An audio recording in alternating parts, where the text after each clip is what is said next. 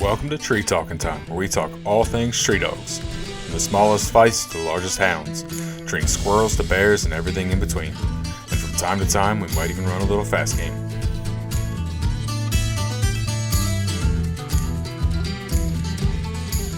You've been a bear hunter for how long? I'm 74 years old, and I've been bear hunting since I was 10 years old. 64 years. What year was that? 1957. And then your dad was a bear hunter, though. All his life. What year was your dad born? 1902. And during that time, a lot of those years, there was not a lot of bear around here. No, hard to find bear. So, what was it like back then? That you remember, or what your dad told you? Most of it I remember because I was walking in the woods with Dad, and then when I was 10 years old, if I could keep up. But people today don't realize what it was like then. Mm-hmm.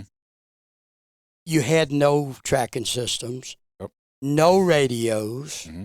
Most people had no four-wheel drive vehicles. Most of them drove an old cattle truck or a car that they hauled the dogs in. Yep. My daddy used an old cattle truck. So like me, riding around my Subaru? Yeah, riding in your Subaru. No, and when you go out and you walk until you find a bear, if the dogs take off, you follow them. Mm-hmm. You didn't have any way of tracking them. Mm-hmm. You lose a dog, you wait till somebody calls you to come get your dog. I've seen it weeks. I've seen it more than weeks. I even seen one that Daddy lost for 2 years. Wow. If you want me to, I'll tell you the story on that. Yeah. The dog got lost, and we figured the bear killed it. Because back in, God knows how many dogs may have went in a bear den, and got killed that you didn't know what happened to the dog. Oh, yeah. But Jim Goff, a gentleman who's dead and gone now, was younger than my dad at the time, but he hauled timber. Mm-hmm. And he's cutting wood up on our old home place. And he rode up there. This dog had been gone for 2 years, and he rode up there one day, and he said, "Charlie," which was my dad's name, he said, "You remember that dog you lost a couple of years ago during hunting season? We never did find." Daddy said, "Yeah." He said, "I think I saw that dog today." Daddy said, "Where at?" Your dad probably thought he was crazy. Yeah, he did. Daddy thought, "No way." He said, "Okay." He said, "If you want to, I'll take you over there." So I got in with him and rode over, and we rode over in Arnold's Valley, other side of the mountain, other side of the Blue Ridge Parkway, over in Botetourt County. And there was an old mobile home there. And the dog come running around the house, mobile home, still had Daddy's collar nameplate on it. Never had taken it off. Nobody changed it. Just claimed his dog. Daddy went up and knocked on the door, and it was an old lady come to the door. I think at the time she said she was about 88 years old. Mm-hmm. And Daddy said, "Ma'am," said, "where did this dog come from?" "Well, he just come here some time ago," and said, Daddy said, "Well, that's my dog." And she said, "Well, I'm sorry," said, "I don't have a telephone, and I just never got around to writing you. Address and everything on the collar." That's crazy. Said, "We got the dog back after 2 years." But the dog had been gone 2 years. Yeah. That's insane. It really is. And but back then, very few people had phones. The old home place where we lived had a government phone, one of these crank-type phones that you probably seen replicas of. Yeah. I got one up here on the wall right now, but it's not the one we had in the home place. Yeah. But the government put those things in the home specifically for fire prevention. Okay. That's why they would put all these people that live back on the mountains, way back, they put them in there so they could call if you had a fire, if you spotted a forest fire. Wow. So that was the only way before it got out of hand, and they could come and try to put it out. Mm-hmm. And then people started using them to call each other. Everybody had them. Yeah.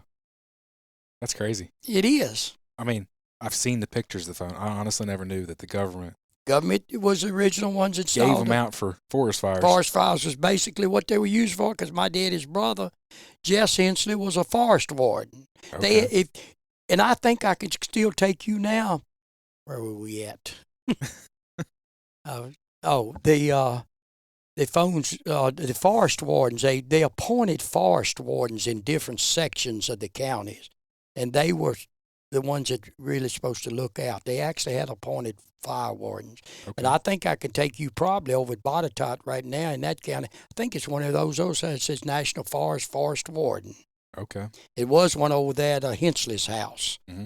It may not be there now. I haven't paid any attention to it for quite a while, and it may not be there anymore. Mm-hmm. But they served as forest warden. It was their duty Interesting. to report. And they used those phones to report. So, since we already got started, let me introduce you. This is who I jokingly refer to as Uncle Wayne. We'll get into that later. But Wayne Hensley from Bedford, Virginia. Been a bear hunter, like he said, for 64 years. Got some dogs out here that can sometimes run a bear. Sometimes. We if we like it.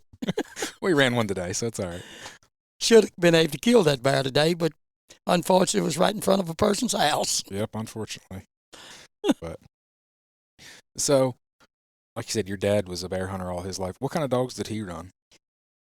You name it, he had it. It was a mixture of everything. Okay. And he had a couple leopard curs at the end before he quit hunting because, see, Dad was born in 1902, so the leopard curs came around in the 1960s. Mm-hmm. So Daddy would have been 60-some years old, so he did right there at the end have some leopard curs. Okay. As did my brother Carson, Lewis Carson. I called him Carson. He died back here last year, a little over a year ago.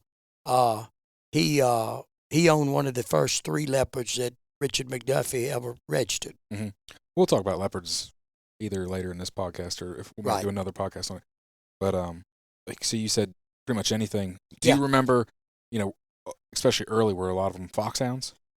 Not necessarily foxhound. Maybe some foxhound, some blood in them, but no, mostly just plain outright hounds. He had some look like Plots, some look like high tan walkers, some look like red bones, black and tans. He's had some of all. Okay. I mean, every color. Well, I showed you the picture taken when I was 10 years old. Most of them dogs are tricolor. Tricolor. I think there was a 1 or 2 brindle dogs. And it's some blue. I think it may be a blue tick dog or 2 in there. Okay. He and Landon Overstreet and my brother Carson and Henry Wilkes had most of the dogs, and Pete Wow, my brother-in-law, who passed away. Told me some impressive stories about Pete. Pete, one of the hardest bear hunters outside of my daddy I've ever seen. Mm-hmm. When I was a teenager, you don't follow him in the woods. If you're going through ivy bushes, you better get over to the next row of ivy bushes, or you get killed when they come back and hit you in the face. Because I tell you what he taught me, and Daddy did also. When them dogs are running and they're going over the mountains and going up and down through those hollows, he said, stay high on the mountain, stay above them. You can walk right with them as long as you stay high on the mountain. Mm-hmm. You can move as fast as those dogs can if you're in good shape. Yeah. Most people nowadays couldn't keep up with one if he was on crutches, but I could. Yeah, you probably could. I've seen you walk, but yeah, you could. But there's so many of them that I hunt with today, and I'm 74 years old. It's 40 years old, and they can't even keep up with me. Mm-hmm. Oh, I know. I told somebody yesterday that you could outwalk me. No, I can't. I can't outwalk you, but there's a lot of them I can because they don't get any exercise. Mm-hmm. They huff and puff, and can't do it. This fat flatlander. Yeah. I'm waving my hand because that's me. Well, like you said, there's no tracking collars or anything. Did you guys leave blankets or anything out? Oh, yes, coats. Coats. Or... Take a coat off and leave it where you turned loose, and a lot of times you'd find him laying right back there the next morning because a lot of those dogs had good homing instincts. Yeah. They knew how to get back. Some of mine are right now. Yeah. Some dogs are just like humans. There's some real bright ones, and there's some that's not too bright. Mm-hmm. Now, you say that. I understand that, but do you feel homing instinct has somewhat been bred out of dogs? Yes. Mm-hmm. Oh, yeah. Because all of this stuff, they don't need it. They don't need it. You went with me hunting today. You saw 2 young dogs that got kicked out of that race. Mm-hmm. What did they do? They fell out. They fell out, but what did they do? They come right back. Mm-hmm. But you don't need it. I mean, you're sitting there with a GPS, and you think, okay, here comes Patches, and here comes Ruger, and they're coming right back. They didn't. They finally dropped off the mountain when Riley Wilson started calling them. I think that's what made them drop off the mountain down to where we picked them up. But they would have came back, I'm pretty sure. Yeah. Or came on through on the bow track to where we got the dogs. Well, and Ivory, she came all the way back. She came all the way back. So, that's I think it's bred out of them. I think it's a lot of other things been bred out of them too. Like what? Like nose. Everybody wants a quick tree dogs because they Mhm. mostly coon on them. They want something. They want to listen to a high-powered tree dog that'll give you 100, 110 barks a minute. Nothing wrong with that. It sounds great. You don't want that in a bow dog. You want something to give you enough mouth to find him treed. Yeah. And know where he's at and hear him. But I don't want it because all he's doing is wearing himself out while that bow's resting. Mhm. So I don't look for. I like a good tree dog, don't and after tree. But Mhm. no, if I don't expect him to bark no 100, 110, 20 times a minute. Okay. I don't think it's necessary. Other Mhm. people may have different opinions, but I don't think it's necessary. No, I understand what you mean. But you said you think they bred a lot of nose out. You've had the same line of dogs for 30 years, so it's not necessarily what you're seeing because what you breed, like I said, you've had it for a long time. But you hunt with a lot of other guys, so are you saying you see that kind of in some of the Oh other yeah, stuff you hunt with?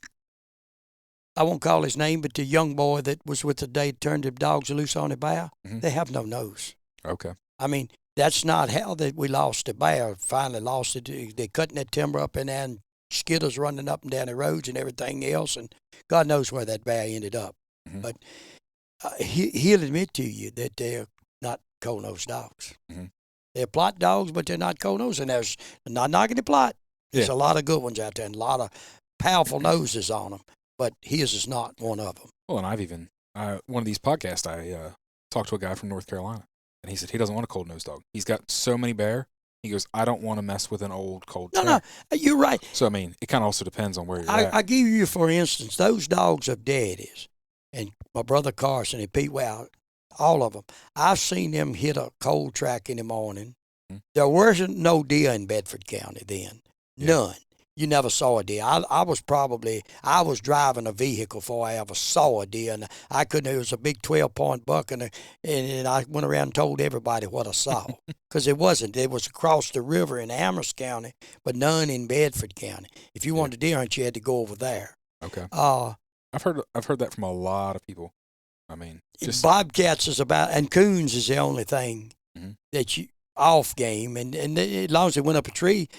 Your furs back there then for the coon was worth $20, $25. I've sold some when I was young for $30 each. Yeah. Off of a big coon if it wasn't shot up. Mhm. So we didn't care if it treated a coon. Heck, that's money. so even off game wasn't really an issue. No, and there wasn't any deer to run, so you pretty much knew what they were running. One of those three things, they treat quite a few bobcat that we killed, Mhm. and God help it, bow. They saw a tough time too. It wasn't many of them, but my daddy always taught me, you go to it, and I don't so much now because you saw me rode those dogs today in front of the truck and strike that track. You were Mhm. with me, but back when we used to go in the mountains, we went to the roughest part of the mountain. It wasn't a picnic walk. Oh yeah. It was over places that when you're young, it's tough. It's tough to get over. I walked through some thick laurel yesterday Yeah. before I got down here. Tim Campbell last week when this past Monday, the first day when we had that bear bayed up in there. Mhm. Ivory and Queenie was the two dogs. He told me, he said, Wayne, there is no way in the world I'd come in here in the springtime. Mhm. He said, not when the snakes are crawling. He said, I was on my hands and knees about all the way through there. Yeah. He said, nope. He said, no way. He said, if we get a dog in here in the springtime when we're running, he said, it's going to stay there until it comes out. I'm not coming in here to get it. That's exactly what he said. I knew what it was like. I've been in all these places. I know. Well, But- you've been a bear hunter for so long. but You've been everywhere. But he volunteered to go, and boy, I didn't stop him. I don't blame you. He's a lot younger than about 20 years younger than I am. Mhm. But no, I thanked him. I'm thankful for Tim. He helps me a lot. Mhm. He really does. So when you were bear hunting back then, you would just go to the roughest place you could to try and find a bear. Yep. And I've seen Daddy, but not so much as he got older. But Pete Wow, my brother-in-law, I've seen dogs jump a bough. And I'm going to tell you right now, if that bough stopped to rest or stopped to fight a dog, Pete Wow'd be shooting at him. Jeez. I mean, that's how quick he was through the woods, like Mhm. a deer through the woods. And that's why I said you do not get behind him. Yeah. because you'll get your head tore off with a limb or something that he lets go.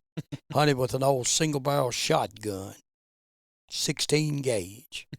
Not something you see too many of these days. Pete hunted 20-some years after he married my sister, and he killed 18 bear himself. That ought to tell you how good he was in the woods. And God knows how many people kill bear with him. Yeah. I mean, I can name you dozens of people that killed bear with him, and most of them at first bear they ever killed. Mm-hmm. My first bear was with him and Daddy. Really? Yep. So, How old were you? Huh? How old were you? I was 16, if I remember correctly. We treated.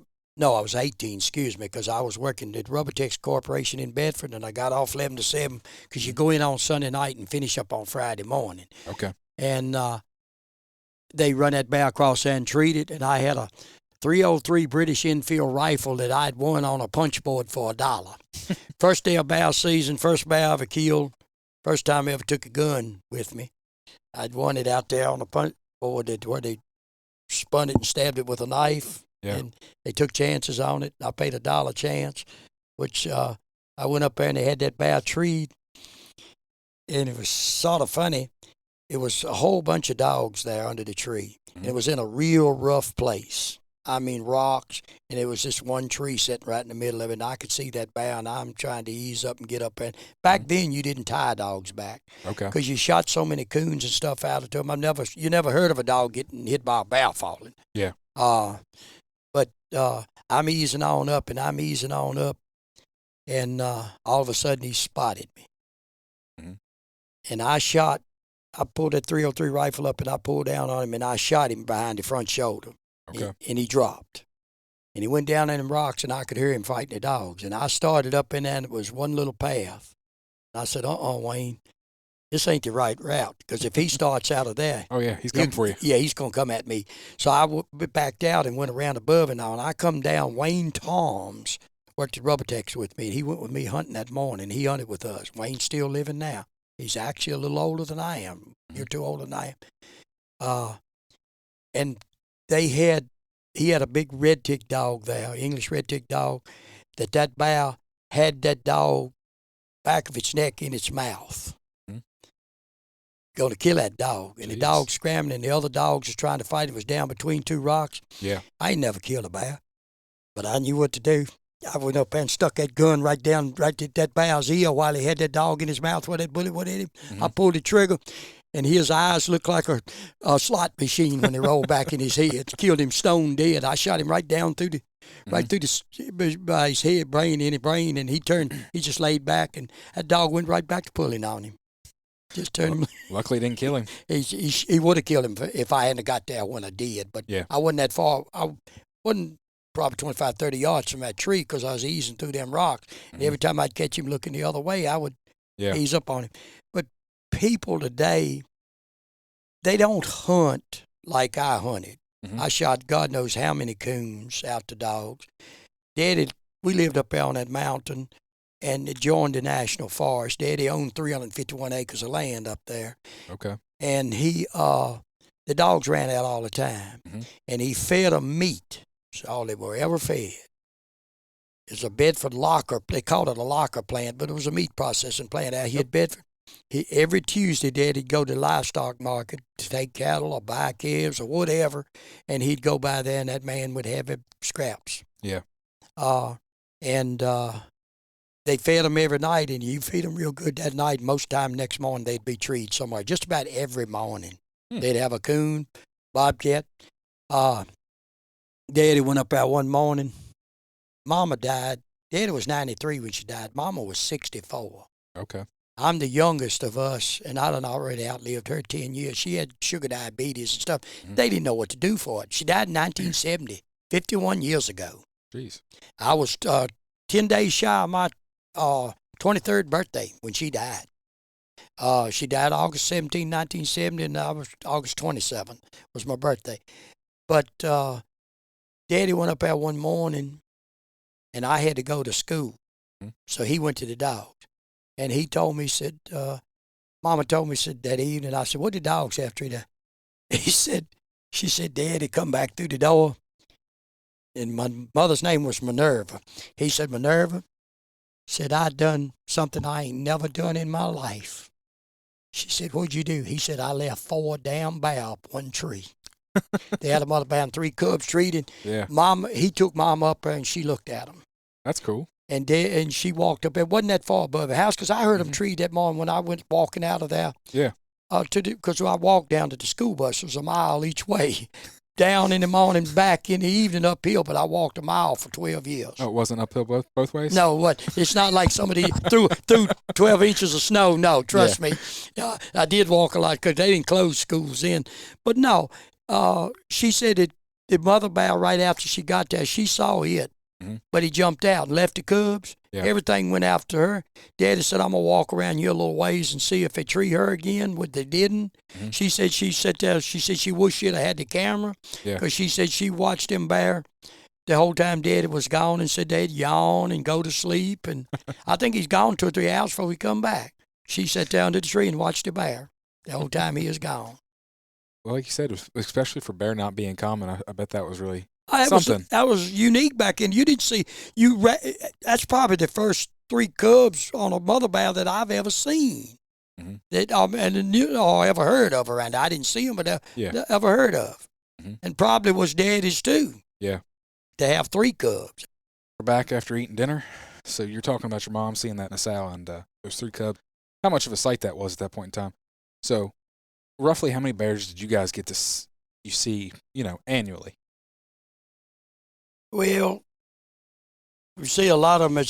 Not a lot of them, but most of them you seen was killed by a group or somebody else, but not many that they treed at nighttime like they did. They tree a lot of bear for that time. If you could nowadays have dogs running loose like they did then, it's no telling how many bear you'd see treed in a year's time with the dogs. Because being up there, if I lived up there and let my dogs run loose, which probably wouldn't be a good idea with the cats and stuff that's around at other houses, but still, you'd see a lot of bear treed compared to then. So did you guys? You said you had your dogs loose. Did you go otherwise? Did you travel to hunt at all, or did you just hunt there from the house a lot? My dad, we just hunted there. What I would do, we had a farm. I'd get up in the mornings when I was out of school, Saturday morning, when I'm out for Christmas break, whenever, because they had no early seasons back there then. It was all December, like it is now. Legally, you could kill mother bear and cubs. Okay. And that's why a lot of people killed bear, because they took all of them, which they don't today, and I'm glad they don't. Yeah. I don't believe in it. But, you could, there was a lot of bear killed, but a lot of them was mother bear and cubs. Okay. The last bear that my daddy killed, I can't remember the year, but he killed it with that old shotgun that I have now. It's a Remington Model 12 gauge pump shotgun. He used nothing but #1 buckshot. Okay. And he killed. He said he lost exactly count, but he thought he killed in the mid-40s. He killed 40-some bear. He used to go, and you ask if he traveled down to the Dismal Swamps. Okay. Yeah. Down there and hunted bear. They really didn't have a lot of limit or nothing on bear back there then. You just kill bear. Yeah. Daddy killed 5 bear down there 1 week himself. Wow. He shot 5 1 week. I remember that. Especially for, like you said, not having a lot of bear. To kill 40 bears over the course of his life, it wouldn't be anything for you to have 40 bear kills as long as you've hunted, especially nowadays. Oh gosh. And that's even if I had a shot every bear we had treed and every bear bayed up, it would be hundreds of bear. Oh yeah. It wouldn't be 40. It would be hundreds. And you know yourself, I don't shoot bear. I take some person that's never killed a bear or some kid. Yep. They are the future of hunting. You the future of hunting, because you're not an old person, but I'm not the future of hunting. The future of hunting is long. I'm long past that.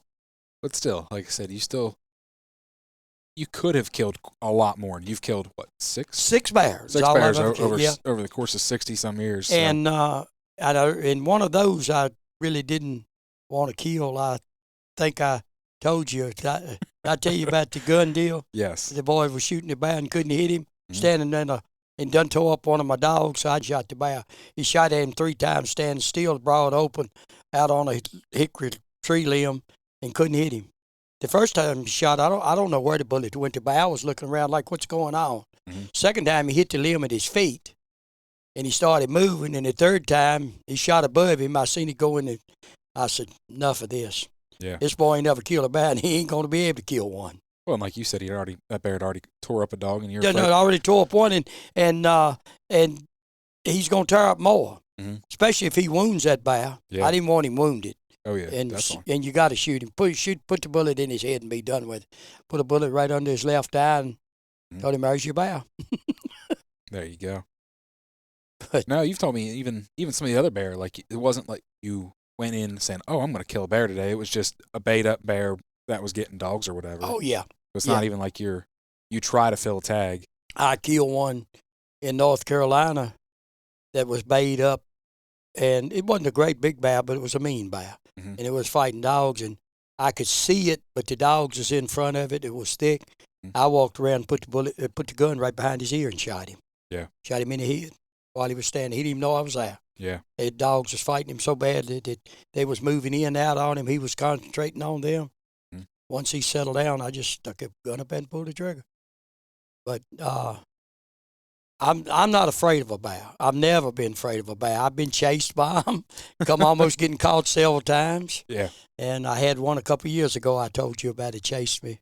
Mm-hmm. It was after dark, and I was trying to get the dogs off of him, and he chased 4 of us. Yeah. Chased Riley Wilson and I, and then turned, and I was trying to get one of my dogs off of him, and he chased me, and then he turned and chased the other 2 fellas down the road. Yep. Chased me and Riley up the road, and the other 2 fellas down the road. You know, there is a thing called healthy fear. Yeah. I mean, obviously you don't have any of that. No, because I told you the story of the one that we treated was in the forks of the tree, and he was hanging up. I'm guessing we killed the bear later. Mm-hmm. This was during the chase season, and we treated him. Yeah. And it was getting late in the evening, but we killed it. A little 11-year-old girl killed it. We treated. That bear was easy to treat for a big bear. He weighed 465 pounds, and a little 11-year-old girl killed him. That's a big bear. Killed him. Yeah, it was a big bear, and he was hanging. He was up on this tree, and you'd step up in the forks, and there was 2 big forks, and he was hanging on one fork, leaning back against the other fork, just about the height of my hand, and I'm about 5'9", 5'10", and I could stand in the fork and reach up there. And we got the dogs tied back. I got up in the fork and rubbed him on the butt while he was sitting there. He'd look at me. I'm not going to tell you what it was. A fella there had never been bear hunting before. I'm not going to tell you what he said. You all are, you know what, crazy. Yep. His exact words he said. Well, he ain't wrong. I've hunted with you enough and talked to you enough to know that it's true. But I don't know. I've just had a lot of fun bear hunting. Mm-hmm. I tell people I should have sense enough to quit, but it's bred into me, and I don't have sense enough to quit. Yeah. I'm just one of them older people hanging on to what you enjoyed all your life. Oh, yeah. And I laugh and tell people I'm going to die in the woods. That's where I'm going to die. I don't intend on dying here at the house. I may die here at the house. It's not my intentions. Yeah. I'll fall dead up there one day. As Vincent Mitchell told me, we were up there one night trying to get some dogs and out of the woods, and was looking at the lights out over the city of Bedford, and I said, look at that scenery and those lights, Vincent. I said, if I die, I hope I die right here, and you have to carry me out. And he said, I'm not carrying you anywhere. He said, I'm going to grab you by your feet and drag you. And I said, no, that ain't a good idea. I said, because they'll probably run an autopsy on me, and they'll determined that I was still living until you hit my head against that rock right there. And I said, I'll be just as dead as I ever was, and you probably be in the federal penitentiary for killing me. But he said, I'm not going to carry you. I'm going to drag you out of here. I think you need to upgrade your Alpha to an Alpha 200i. That way when you're out there having a heart attack, you can at least hit the SOS and so they know where to come get your body. Shoot, anymore, if I go in the woods, and I have several times during chase season this year, I put a tracking collar with a beeper too connected to it on my belt. Okay. so they can find me. Yeah. I call Tim Campbell or whoever hunting with me at the time, and they may be working. I say, Tim, I'm going in. You'll find my truck if I don't come out of such place. Yeah. And I got, say, Little Jazz's collar on my belt. All Yeah. he's got to do is get the GPS or the beep, either one, walk right to me. Mm-hmm. So That's smart. It is. At my age, mean- it's smart for anybody. You could fall and break your leg. If you got an additional collar, it's smart. Well, that's why I just said the new alphas, they have an SOS button on. Yeah, I know they do. So Yeah. that's what I'm saying. You Yeah. need to, you need to upgrade. But no, I don't. Not at my age. I'll probably never own a new Alpha, the 200. But still, that's the way to do it. Just put the collar on your belt. Mm-hmm. You go down, it's still a signal there. Yeah. Still a GPS signal for probably 24 to 30 hours, Mm-hmm. depending on how long you already had it cut on. And then there's a beeper collar that if it's good batteries in it lasts for days. Yep. That you can find me. So that's what I do. I've done it several times this year. Mm-hmm. And I think it's a correct thing that anybody should do if they in there by themselves. No, that makes sense. Like I said, if you're going to be by yourself, so. Yeah, it does. Now, how long did your dad hunt? Well, he started when he was very, very young, and he quit. Mama died in 1970, so Daddy would have been from 19. So he would have been 68. He hunted till he was about 70. Okay. He quit before as old as I am now. He had a little more sense than you? Apparently so. Apparently so. Now, did Pete hunt till he was older as well? Yeah, he did. Pete had some very good dogs, and Pete was like my daddy. They rode a horse till he couldn't ride any further. In other words, if he had a good dog, they run him and run him and run him until they realize, oh my God, I ain't trained nothing else. Yeah. Now how am I gonna kill a bear? And they done. My daddy was guilty of it. Pete Well was guilty of it. There's a lot of people guilty But of it. I'm not guilty of it, because that's why you'll walk out to my kennels and see 9-month-old dogs and 9-year-old dogs. I learned a valuable lesson from both of them. Mm-hmm. It wasn't something they taught me, just watching them they taught me. Yep. And I don't think either one of them ever realized, till Pete realized one time, hey, I don't have any dogs tree or bear. That's when he quit. Because he knew at his age time he would get another set capable of it. He'd be too old. Mm-hmm. So he just quit. I seen a man named Gene Parker up here on this mountain. Same age I graduated high school in 1965 with him. Gene went up to hunt with Mike Hubbard in Maine, and he couldn't tree a bear, and he told Mike and us, he said, I just realized something. He said, every dog that I have is either in a nursing home or kindergarten. Yeah. That summed it all up. Because if you don't have anything, Yeah. your old dogs can't catch a bear and the young ones don't know how. Yep. He had nothing in between. He had year-old dogs and 8 and 9-year-old dogs. 8 and 9-year-old dogs in these mountains, they ain't going to tree you many bear. Or they might tree you, if you get lucky, they might tree an easy bear. Yeah. But there's nothing in between, and that's what he had. There's not too many easy bears. No, there's not in these mountains, they're not. Oh, no. I mean, although I will say I've seen some easy ones. The one we had today certainly wasn't an easy one, because he got away. But that 465-pound bear that little girl killed, he was easy.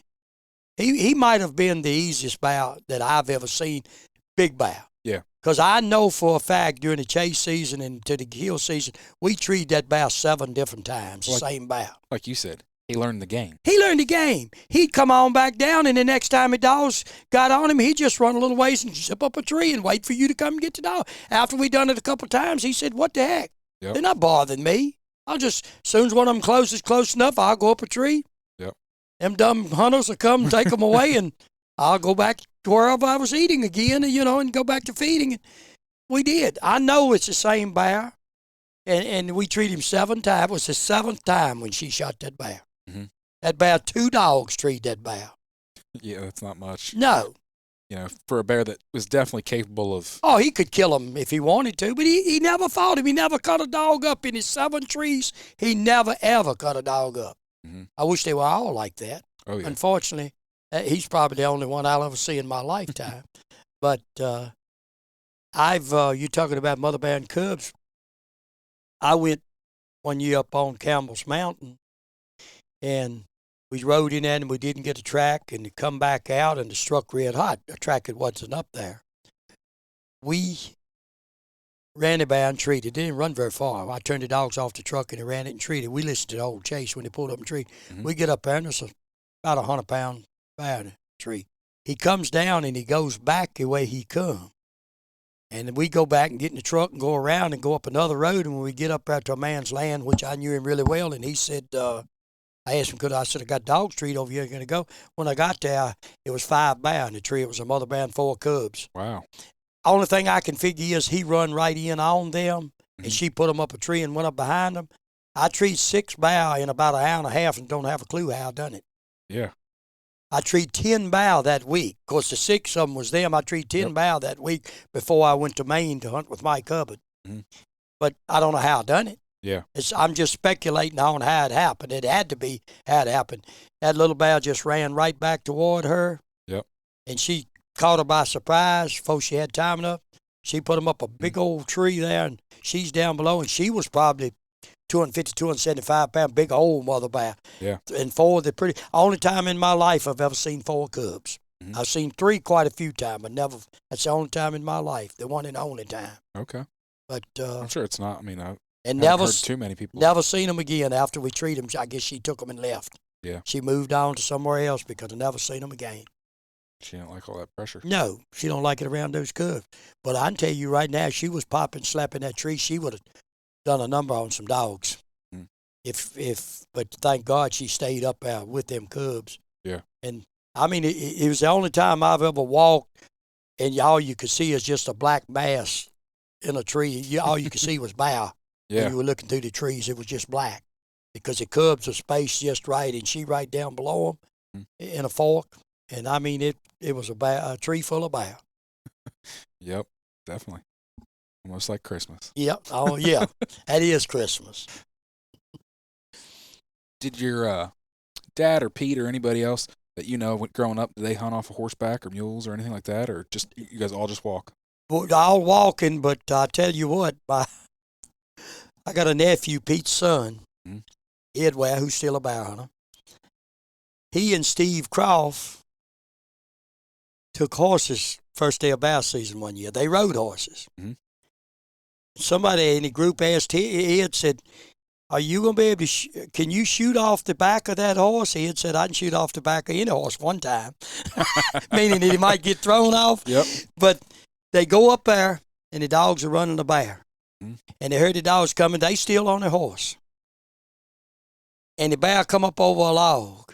Both of them saw it at the same time. They already had the rifle. Yeah. Ed threw up and pulled the trigger. It's a true story. And Steve pulled the trigger right behind him. And Ed turned around and looked at Steve. Steve was on the horse beside him and said, what are you shooting for? The bear's dead.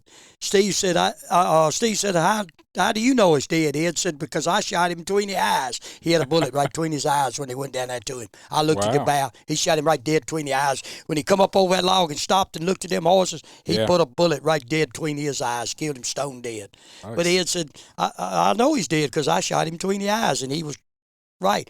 I imagine he dropped about the time Steve pulled the trigger, and his bullet probably went over top of him. Yeah. But they did. They did shoot from them horses, both of them, that day. It's impressive.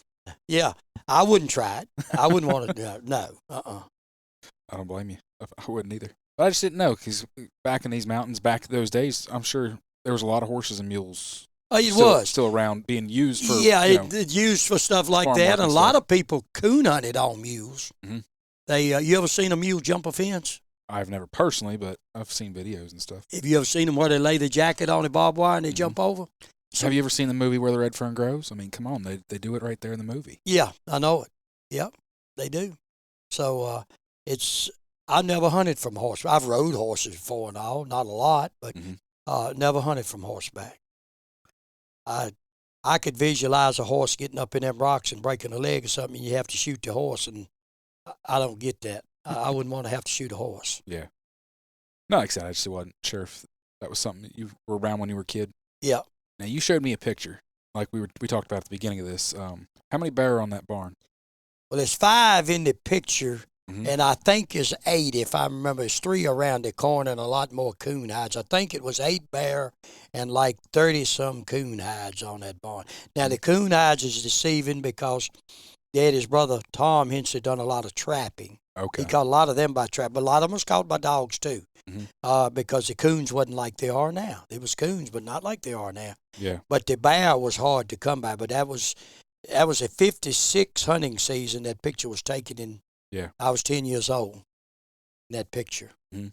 It has, and there's not, to my recollection, me and my brother Clyde, Alan Overstreet, Leslie Overstreet, and Dennis Mitchell is the only 5 in that entire picture still living. And my brother Wow. Clyde's 78. I'm 74. Dennis is my age, 74. Alan and Leslie are a little bit younger than me. Mhm. So all of them's closing on 70 or above. Yeah. It's still in that picture taken in 1957. Of your siblings, I know you said your oldest brother bear hunted. Did any of your other siblings hunt? Clyde hunted some early Okay. on, and the rest of them was sisters, Carrie and Christine. Okay. And it was 3 boys and 2 girls. Gotcha. But Clyde hunted some early on, and he's killed bear, Mhm. several bear. But he just quit it. Well, he's working for the railroad, Mhm. and he wasn't able to. Yeah. Like Gotcha. me, I eventually became self-employed and got my priorities in order. I had hunting first and working Yeah. second. My wife didn't think very much of it, but hey, it was good for me. Yep, definitely. I need to get on that gravy train. Yeah, Hunting first and then work. yeah. That's what I tell these people. Well, I don't know whether I'll be able to go tomorrow or not. I need to check what I got to do. And I said, you don't have your priorities in order, son. You need to step up your game. Yeah. But it ain't many people nowadays going to go tell his wife, hey, I'm going hunting tomorrow. Instead of Wow. working. No, it ain't going to happen. There's not too many people that would tell their employer that either. Yeah, no, you're right. You better not. But I ran this business for about 30-some years, and I've been fortunate enough to bear hunt a lot. Yeah. North Carolina, Maine, Wisconsin, Tennessee, West Virginia, and Virginia, Canada. I've been to Canada Nice. a couple times up there. Mm. But I'll tell you something. Joe Charles Montgomery, who was a big-time bear hunter, we went up to Sudbury, Canada. We were sitting there that evening.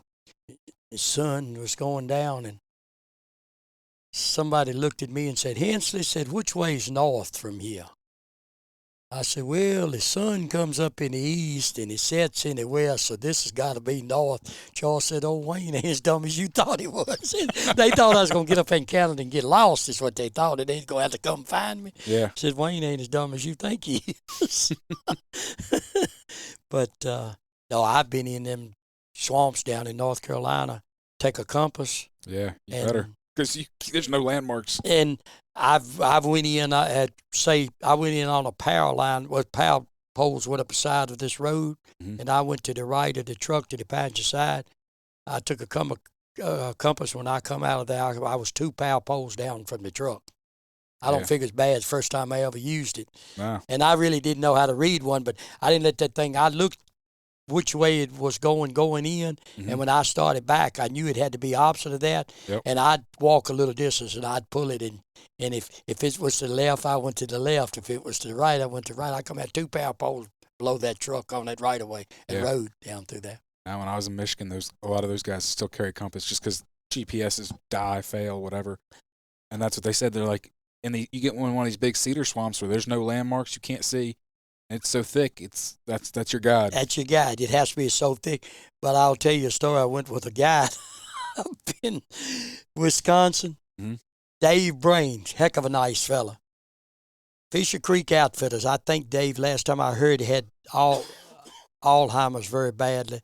Maybe dead now, I don't know. But anyhow, we had some dogs lost back in there. And of course, that's before they had GPS. You just had beeper system. And we go there, and it's a big rock there.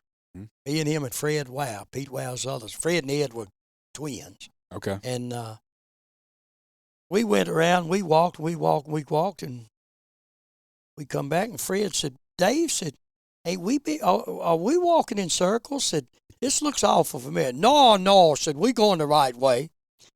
And he's smoking a cigarette. he puts a cigarette out on a rock, and we make that hike again and come back, and there's a cigarette. We made that same hike twice around through that.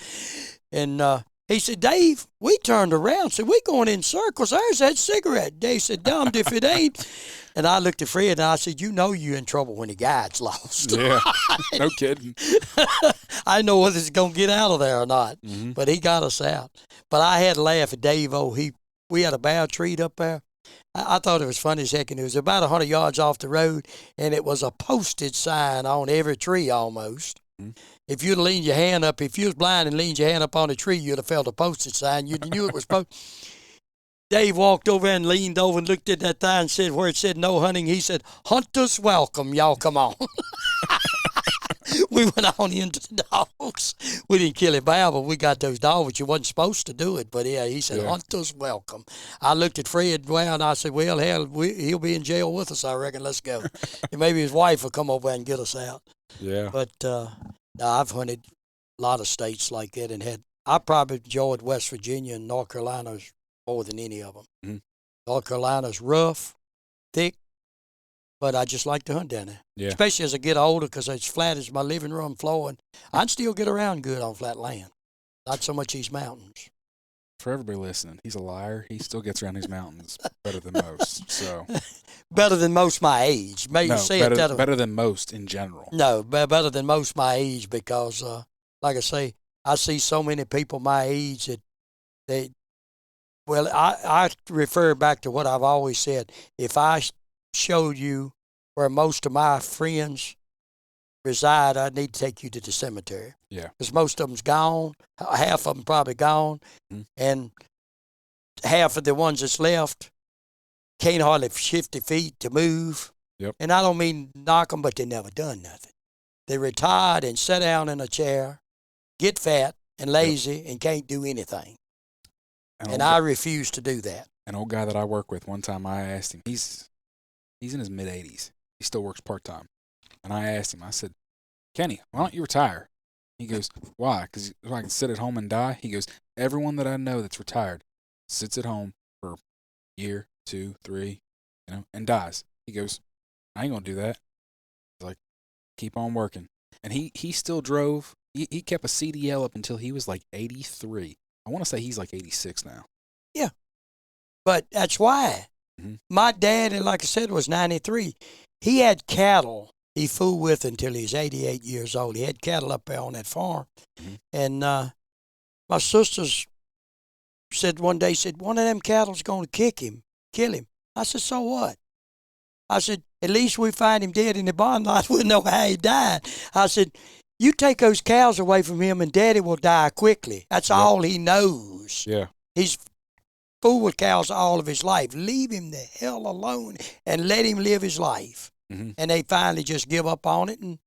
And he finally gave the cows up when he's about 88. Yeah. And then lived. But there's a difference when you let something go yourself. Yourself, yeah. It's sort of like hunting. I'll make that decision, or God will make it for me. He'll take me one or the other. Yep. Won't nobody make it for me. My wife, if we live to be August the 4th of next year, be married 50 years. Mm-hmm. She won't make that decision for me. Wayne will make that decision, or God will make it for me. Judy knows better. Yeah, she knows better. Well, she never hunted, but she tolerates me hunting. Yep. Which is about, I tell people, one of my favorite sayings there, half the population don't even like a hunter. The other half just tolerates us. And you tick one of them off and make them mad, you'll have lost another one that's over on the other side that hates you as a hunter, or hates every hunter. Yep. And there's plenty of those out there. When you heard what the man said today about that man in the house when he come out in the road where you and I was sitting, cussing, or I think, and telling him better not go on his land and better not hunt on his land. Well, nobody hunting on his land. We're trying to get the dogs. Mm-hmm. Yeah, unfortunately, they went the wrong way. If they would have went back into the national forest, instead out towards that private ground, he would have been a dead bear. Yep. But he didn't. Got away. Got away into I would imagine, into the game reserve up there. I would imagine where he went. But, and it's amazing about that game reserve at Peaks of Otter, Sharp Top, they call it, and Flat Top Mountain here along the Blue Ridge Parkway. It's been a game reserve all my life, mm-hmm. and I hope it remains because it keeps us a lot of bear here. Yeah. But those bear, I swear I believe the mothers teach them when they're young where the boundary's at. Because I can't count on my fingers and toes a bear that I've seen or we've treed 100 yards inside that boundary line. Yep. They cross Stony Creek, cross the road, cross the creek, and then the boundary starts. Yep. And they just go up a tree. And just stay there until you get the dog, because it's like, hey, no, heck, I'm safe now. They can't shoot me. Yep. Now, I was talking to somebody that hunts in North Carolina, same kind of thing. There's a bear preserve. They can't hunt. And he said, they know. They know. They know you can't hunt there. And he was, and that is when you get on one, that is where they're going. They go straight to it. A lot of people call it the big house up here. Is what they call it. He's going to, when you hear somebody on the radio say he's headed to the big house, you better be there to get your dogs if you can get them. Because Tim and I was running one last year during the chases. His Queenie dog and a Rebel dog gets out of my kennel. At bear, he went down on the other side of the mountain. We got part of the dogs off it. It had gotten behind because it was hot on the Blue Ridge Parkway. He goes down. I seen him down Jennings Creek, and them dogs was flying on that bear. It wasn't a very big bear. We'd seen the bear. And Tim said, Wayne, and I was waiting for some more dogs to come. And he hadn't been gone. He said they took the right-hand turn and pulling straight back to the parkway. I said, son, you better get your butt back up here floorboarded and get around there, because he's headed into Flat Top. And he got around there just before them dogs come into the road on the parkway. Yeah. The bear had already crossed, and they was going on back into Flat Top. And, when you see them headed there, they know they're safe, and that's where they're going. Yep. But I've treated them in there. I've bait them under rocks in there. I pull dogs out of holes in there that crawl in there in a hole and pull them by the tail out. And you better be very careful when you grab him by the tail, because if he thinks that bear's got him, he'll eat you up, because your face is right there to his butt. He'll eat you up. Think that bear's got him. Yep. But probably the worst one I've ever seen in a hole was in West Virginia. And the dogs, I had 2 or 3 dogs on it, and the people in West Virginia had dogs on it. And it come down, and it went in a big culvert. It was a water culvert there, next to one of them coal mines. But you couldn't stand up in it, but a bear could stand up in it. Yeah, you had to crawl in it, but you still had plenty of room above you when you crawled. But you couldn't stand. You could stand up on your knees in there, like a 4 foot probably. Yeah, at least. But the problem was the bear went in the upper end where the water went in. There wasn't no water there then. Because it was dry. But the other end was about 30-foot drop to the ground, and the bear went down there and realized, and he turned around and started fighting dogs. And I had a dog in that hole in that cover, and a man from West Virginia went in there and got him out. I don't know that I was stupid enough to go in there. Yeah. He was either brave or stupid or a combination of both, but he got him out safely. Yeah. But that bear just stood back at the end of that hole. You go down on the lower side, you couldn't even see the bear, but you could hear that echo. Yeah. And of them in there, and so he got them all out. That bear stayed there, didn't break, try to come out of nothing. He knew he couldn't go out the lower side without falling a distance, and he just stayed there at the end of that pipe until he backed out with that last dog. Jeez. And when we pulled the dogs away, he's still in that pipe. That's crazy. Like you said, that's the worst one I've ever seen. But I didn't go in there. Brave or stupid, I don't know. But. Yeah, a combination of both. Mm. I would say more stupid than brave. When you're stupid, you're probably really brave. I would think.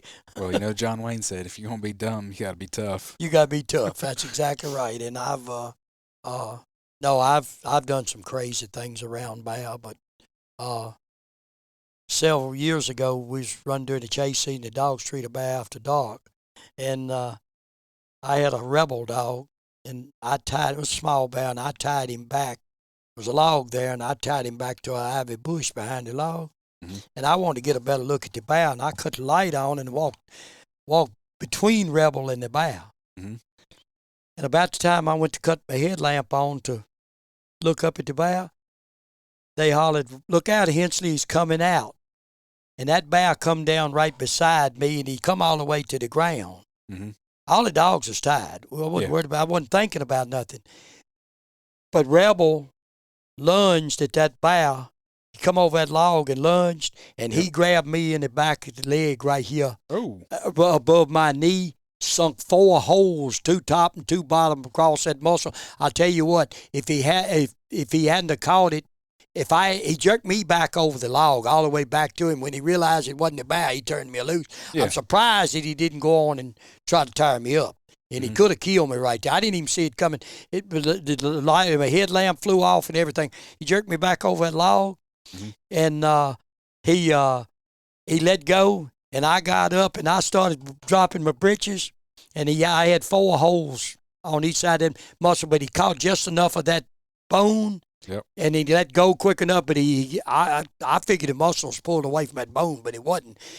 I tell you what, you talking about sore for 2 or 3 weeks. I couldn't hardly walk, but somebody asked me later, said, Wayne, what would you done if we'd have had a woman with you? I said, I'd have pulled my britches down just like I did while y'all was out.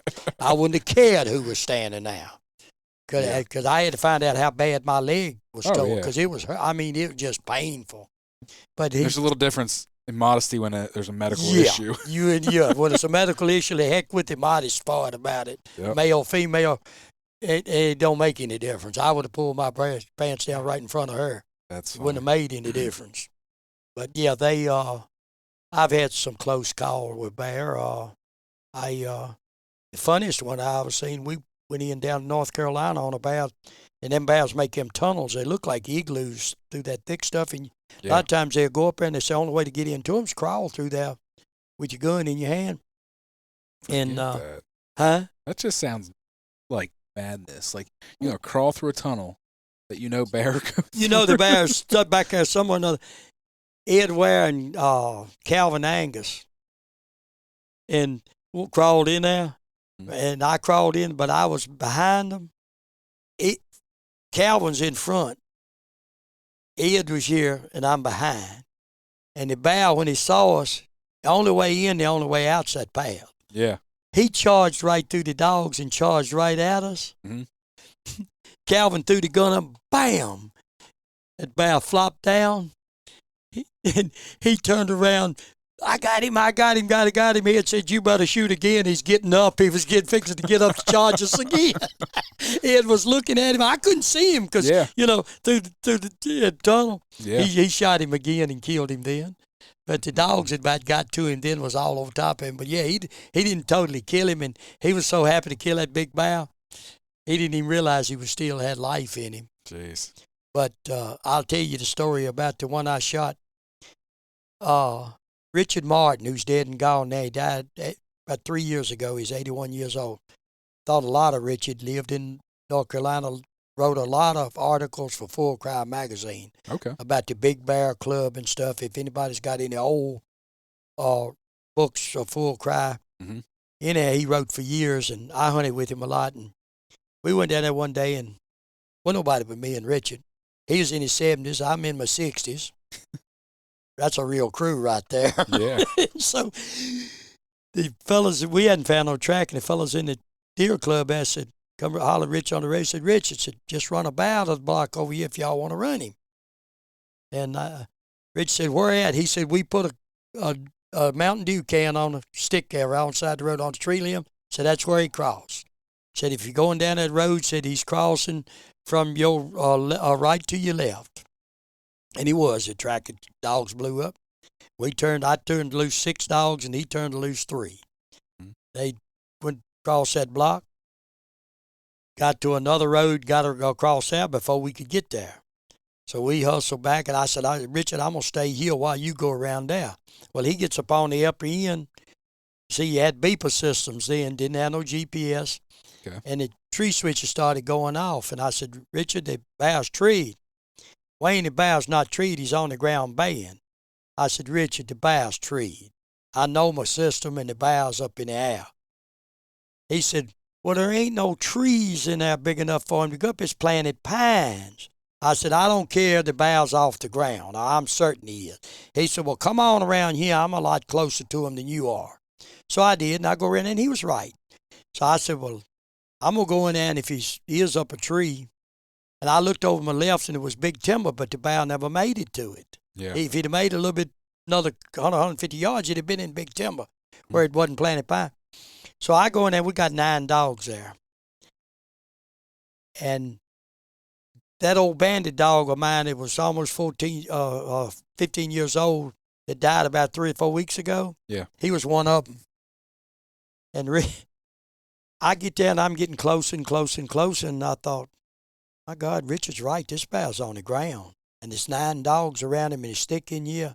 I don't know what I'm going to encounter here. So I kept walking, and I got there, and it was about a 4 or 6 inch planted pine at the bottom, and he was up it.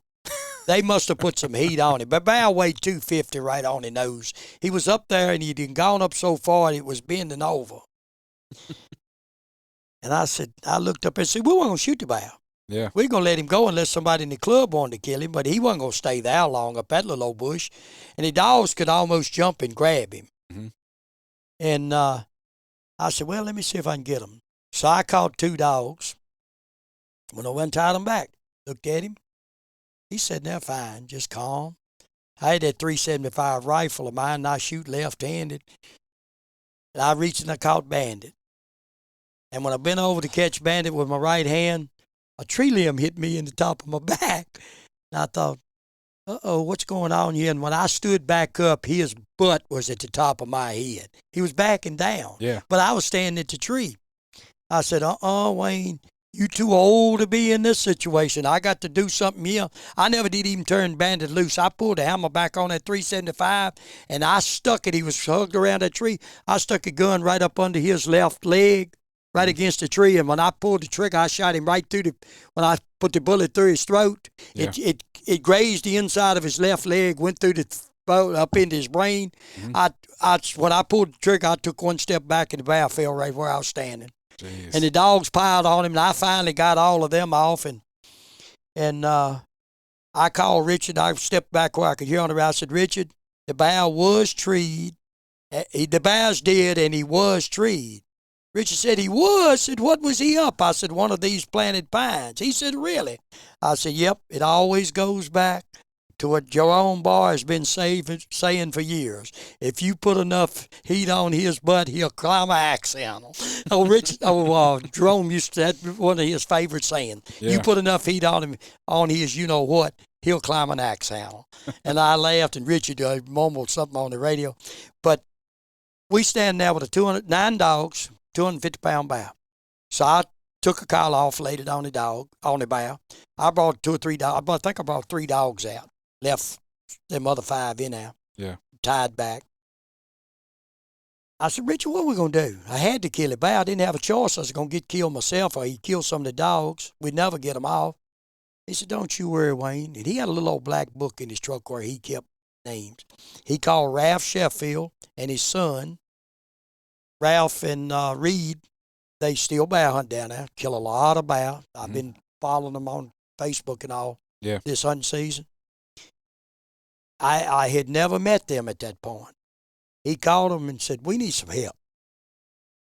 And Ralph said, we got a dog over here that's trailing, but it ain't going to do nothing. Said, as soon as we gather up his dog, said, where you at, Rich? Said, we come help you.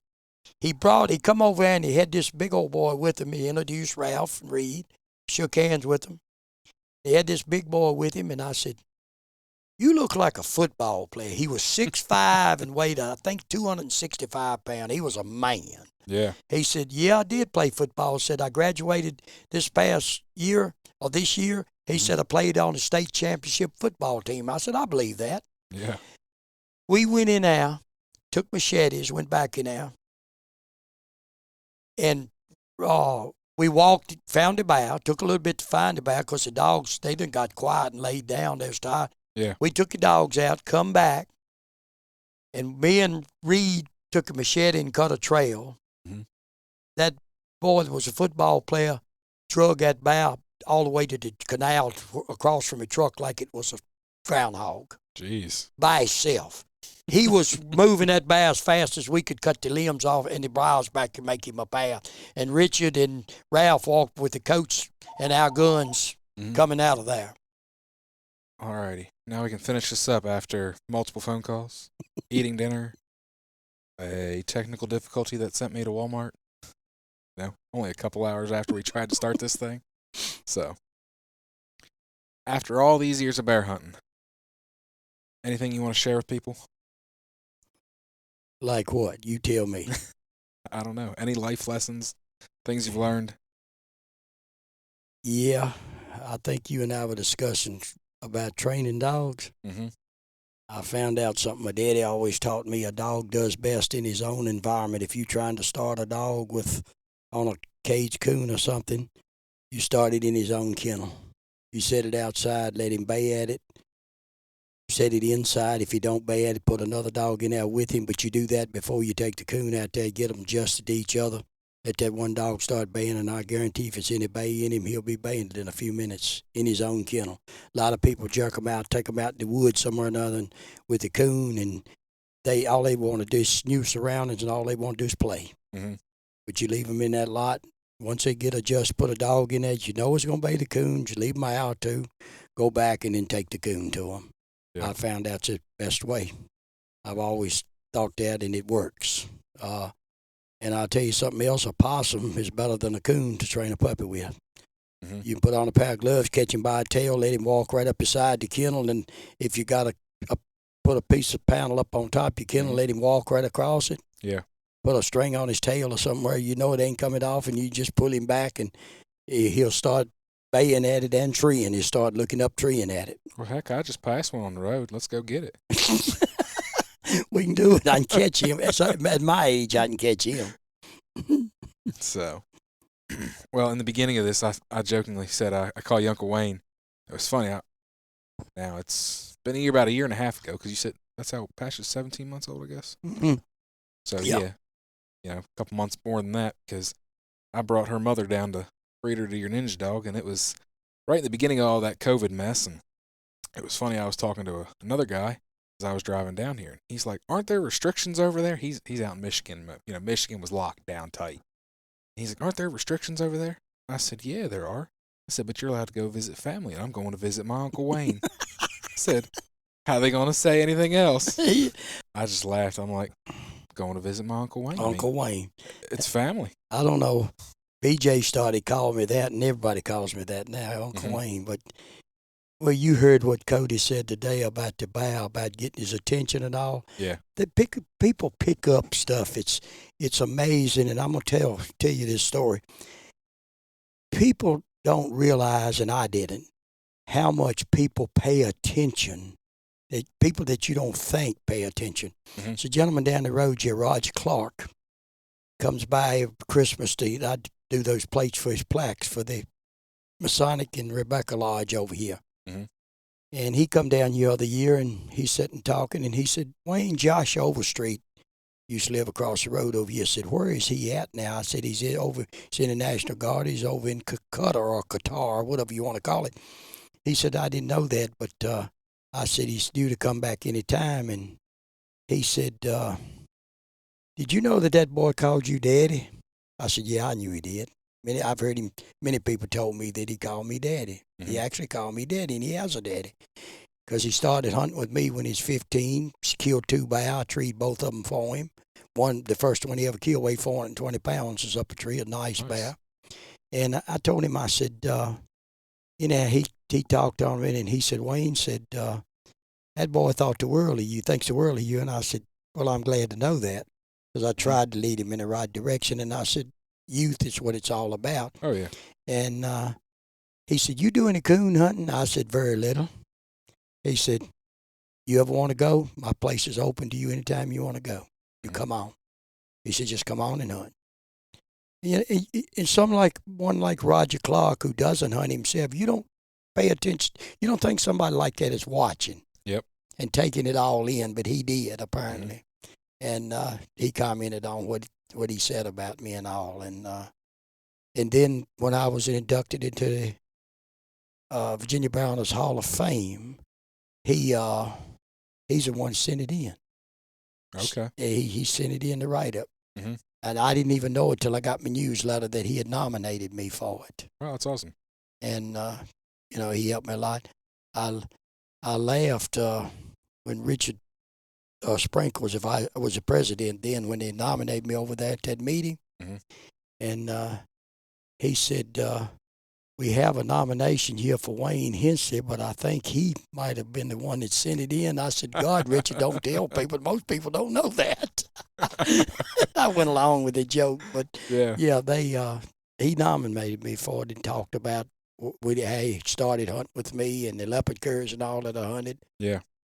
And he actually said, I nominate Wayne Henson. Well, he said I nominate Wayne Henson for Virginia Bowers Hall of Fame, and talked about my amazing leopard curs. But I'm gonna tell you something about the amazing part of dogs is I had a fella one time that he started bragging on my dog, but he hadn't been bow hunting long. Mm-hmm. I said, it ain't hard to impress somebody that don't know nothing about dogs. Yeah. I said, now, a little bit harder when you Yep. know, when you start having an actual dog hunter that knows what the heck's going on. Yeah. I said, but it's not hard. And I also told that same fellow one day he had a dog. He never had any dogs run a bow, and he finally got one. Mm-hmm. I directed him. A man had a red bone dog. Says, a good dog. Mm-hmm. He buys a dog. We up to Maine. We had just a beeper system then. He's out there trying to find where his dog's at.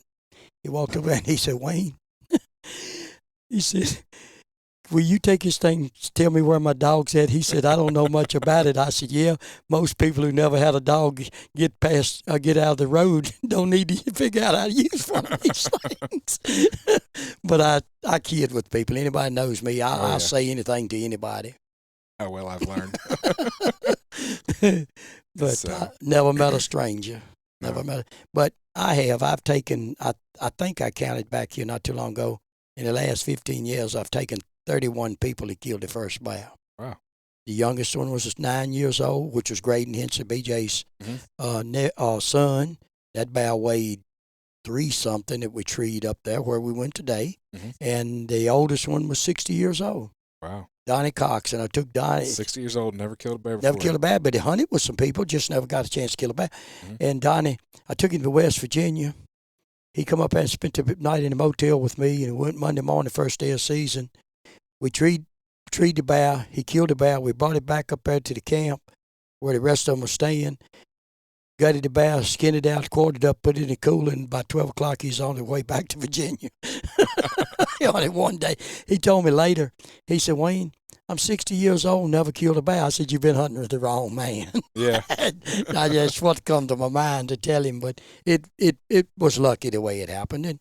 And a lot of hunting is luck. Oh, yeah. I mean, with dogs or without dogs, it's luck. Being in the right place at the right time. Like you said, I mean, where we hunted today, you end up in that game preserve a lot just because how close you are, and so you get lucky when you get lucky. If I'll be honest with you, if that bear wasn't standing where it was at today, it'd be a dead bear right now. Mm-hmm. But right at that man's house, can't do that. Yep. And Cody done the right thing. Yeah, definitely. Let a nice, possibly 250-pound bear get away. Yep. Nice bear, but that's hunting. It's called hunting. I'll remind people it's not killing. That's why it's called hunting. You hunt. You don't kill. Not near as much as you hunt. Oh, yeah. So I enjoy it. This is the 4th year I've bear hunted, and I've seen only a couple of bear. Right. You've hunted with me 2 or 3 times is all. Mm-hmm. And then tomorrow we may change that tomorrow. Hopefully we do. Because they got some bears down there on the game cameras, and we just might be able to get one tomorrow. Hopefully. I mean, we'll see. We knew where they were bear today. Oh, yeah, we knew those bears that day, and I told you the last 2 times I rode them dogs up that road, I treed a bear. Yep. Didn't tree this one, but come close to it. Yep, got on him. Got on him quickly, really. Yeah. Heck, where did I go? A couple hundred yards before they took off out? Well, they went to the left, come back behind us, and went over to the right, and struck a track and left. I knew it was about that. When you see them dogs start smelling, I watched that ninja dog, and when he put his head in, I told you, I said, they gone out there. Yep. Right good distance, and then all of a sudden I said, no, they don't come back behind us, gone to that side. And that's when we heard them running. Yep. But you trust your dogs. Always trust your dogs. Even if a dog is wrong, you got to put trust in them. If you got to go out there and jump a bear, you don't need a dog. Yep. Just shoot the bear and be done with it. You have to trust your dogs. Mm-hmm. I don't care what age they are. You trust them. Well, you saw the dog out of your jeep. That dog was young, but I turned her loose with them. Yeah. She went right out of there with them and stayed with them. She finally did get kicked out, but she went a long ways before she got kicked out. She was a mile. Huh? There were There was about 1.5 miles when she got kicked out. Yeah. And that's in some rough terrain. Yep. But she's figuring it out very quickly, and she'll be there by spring of the year. Mm-hmm. Hopefully get about 2 killed to her tomorrow, or by tomorrow, and several before the season goes out. Yep. Maybe in North Carolina when I go down there 2 weeks. Well, actually, it's 2 weeks from today. Okay. We go down there hunting. Yeah. So, well, we're gonna hop off of here. Hopefully, maybe tomorrow we'll talk about your leopard dogs. Like you said, you've had this line of leopard dogs 31 years. 31 years now. So, Since 1990. Get some insight into how you've perpetuated that and everything. So, Had a lot to do with my brother Carson and Pete Ware, my brother-in-law. So, all righty. Thank you very much, Wayne. Thank you. You can find me on Facebook and Instagram at Tree Talkin Media. And until next time, keep talking in the timber.